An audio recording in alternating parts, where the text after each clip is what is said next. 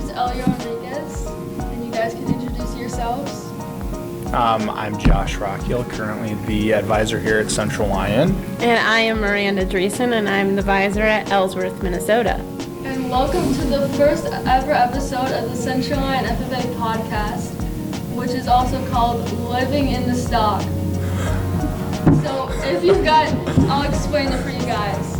So living in the stalk is basically the corn, and if you put live and stalk together, it makes livestock. So hopefully you guys get it. So let's start in. So the first question is, to people who have never heard of FFA, who can even join FFA? Okay, I'll start. So really anyone can join FFA. FFA is an organization that I think a lot of people can get a lot of different stuff or be involved in a lot of different things, whether you're into raising livestock or working out in the field or gaining public speaking skills. There's probably an area that can definitely help a lot of different people out, I think. Mm-hmm. Yeah, and like anybody can join just to get the skills. Like our national president a few years ago, she actually wanted to be a nurse and she didn't want to be involved in agriculture, but she was gaining the skills from FFA. Yeah, I can say I've been in FFA for a couple of years and I've gained so many experiences that I've never been able to do before. So yeah, if you're a high schooler, I suggest that you really join FFA. Yep. And so another big question is a lot of people ask me is, why even join FFA? Well, I can start. So in FFA, we have a lot of different opportunities to travel. You can go to National Convention, which is in Louisville or Indianapolis. You can go to Washington, D.C. with the Washington Leadership Conference. State Convention, which in Iowa, here it's in Ames. You just can travel. There's other opportunities for livestock judging, which you could travel across the nation. You can get scholarships. That's a huge part. College is expensive, and you can get different scholarships to go to career and technical colleges or a 4-year degree if that's what you are choosing. I think there's a lot of different opportunities. For sure, yeah. I think obviously today with the expense of college, the scholarship is a big thing. Projected this year anywhere between $2 and $3 million in FFA scholarships is a lot of money that obviously a lot of different seniors throughout the country can apply for. I think a lot of different leadership opportunities kids can be a part of, I think, is also huge, just because whether it's competing or just even being able to just go and meet new people, I think is huge for a lot of different kids to experience. Mm-hmm. I can tell as a high schooler is that one of the biggest worries on my mind is, how am I going to pay for a secondary college when I get out of high school? And yeah, FFA has really given me a lot of scholarship opportunities and just a lot of room to gain money and get new career opportunities. So then the next question would be, how does FFA prepare you for career success? I think FFA prepares students for career success simply starting with communication.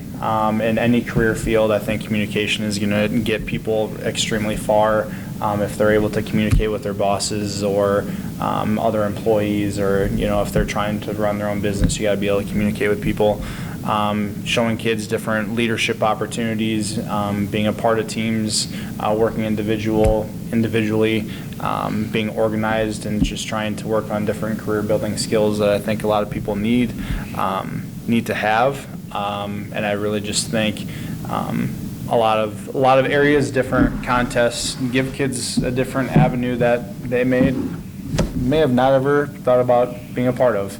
I know Miranda one year did soils judging and didn't really know much about it at that point in time, and then I know she did really well with her proficiency project in vegetable production. So I guess you take hand in hand in trying to learn different stuff. Mm-hmm. Yeah. Yeah. So those soft skills that Josh was talking about, you gain a lot of those. That's key to going anywhere in any career field. You can go talk to anybody who's looking to hire right now. If you have those soft skills, they will probably hire you because they need help. They will train you to do the skills that they need you to do. Sure. But if you have those soft skills, you're very employable. Yeah, if it wasn't for FFA, I don't think I would have gone out and got involved with my SAE. So I went out and I got to be a volunteer at the Sioux Falls Humane Society, and I just learned what it's like to really be in the workforce and to get treated with so many responsibilities that I don't think I ever would have went out and done by myself. That's cool. And so another big question I get in high school is, why should I even join FFA if I'm not a farmer? So do you think people who are not farmers should join FFA? Oh, yes, of course. Just because all the different leadership opportunities there are and to build those career lifelong skills to start off with. And it's not just for farmers. Nowadays, in the 80s, the FFA changed its name from Future Farmers of America to the National FFA Organization to be more well-rounded with different populations of people. Yeah. Piggybacking completely off of that, I know I spent quite a bit of time talking in my intro class about the farming crisis in the 1980s, and it's actually really interesting. If you talk honestly with a lot of different people, whether they come from a farming background or not, there's a lot of people that remember the 80s and what a lot of people had to go through. So I think that the FFA made a crucial decision in the 80s. I would say most are like kids that live out of town, and they are in I feel like a lot of them are in cross country and and like a lot of sports. Boots, jeans, sweatshirt, hat, country cowboy person. Hat. Boots, jeans, button-up shirt, cowboy hat. I don't really know. Future Farmers of America, I'll tell you that. But they do a whole bunch of other stuff. I know that they don't just do farmer stuff. There's also you can sing and other things. Absolutely nothing. Agriculture. Literally nothing. Agriculture. They do nothing. It's like blue jeans. Agriculture stuff. Well, they're Future Farmers of America, so think of farming techniques or ways to farm. So could you talk a little more about the three-circle model?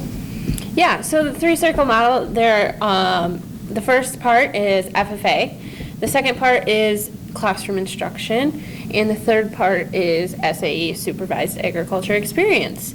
So the FFA is where you go compete in different things, get those travel opportunities, where in the classroom instruction is when you are at school in the ag classroom, learning about the different things, doing hands-on projects with your teacher, and things like that. And then you got your SAE, Supervised Agriculture Experience. These are projects that the students develop and create.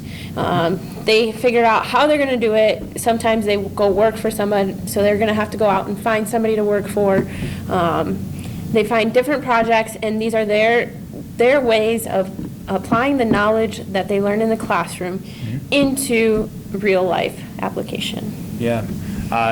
Just kind of expanding a little bit on the different areas, a lot of times kids don't think outside the box, and whether you mow a lawn or whether you walk your dog, or you may have 300 head of beef cattle. That's totally fine, and those are all good projects, and the projects can really be as big as what kids want them to be, and it just takes some of that background knowledge that Miranda and I are able to help do within the classroom, and like yours, Eliora, being able to go to the Humane Society and stuff like that. So it all kind of coincides together, and it works to try to get the kids a really good experience.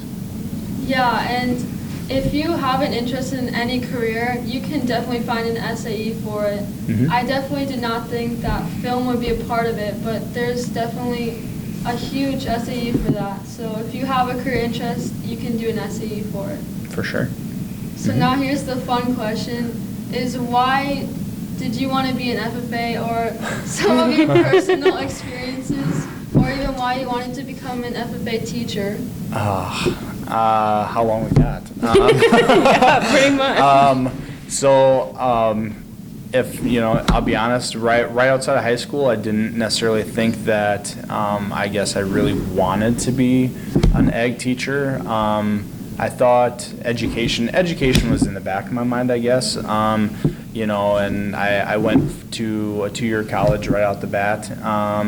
And I actually had an internship at the Iowa State University Extension Office that really kind of set the tone of, I kind of enjoy working with kids, and from there I actually transferred to South Coast State University and majored in ag education, and I guess here I am today, and 8 years down, and it's been a really fun ride, and every year brings a new experience and a new challenge, I guess you'd say, and I guess I really enjoy it, and being able to come up with new ideas and new experiences for you guys to all have, I guess. So that's kind of where I started mine. Yeah, so where I started mine was I didn't join FFA my freshman year of high school. I finally joined second semester of my sophomore year. From there, I took off and just started joining things, doing it. I joined my junior year. I was a chapter secretary, and fell in love with FFA. Doing the different things, learning about it. Yes, I grew up on a farm, but that wasn't who was defining me, because I was like, oh, I'm not going to be associated with those farmers over there in that FFA organization. Wasn't going to do it.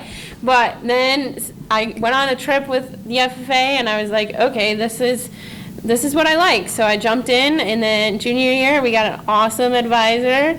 And then senior year, I got a TA for him, and let me teach a couple classes, and then I was like, okay, I kind of like this teaching thing. And then I went to SCSU and came back here to Central Ion to student teach, and just finished up my first year and started my second. So I'm very excited.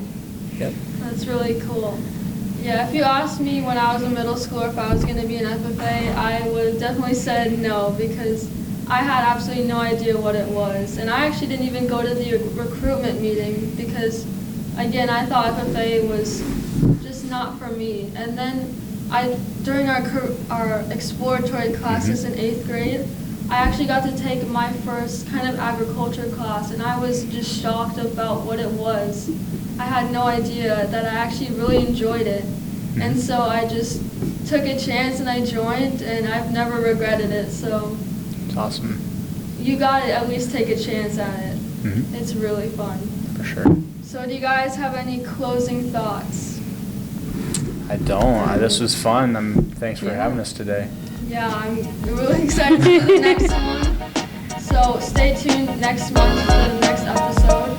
And we'll see you then. Awesome. Thanks. Thank See you. ya. See ya.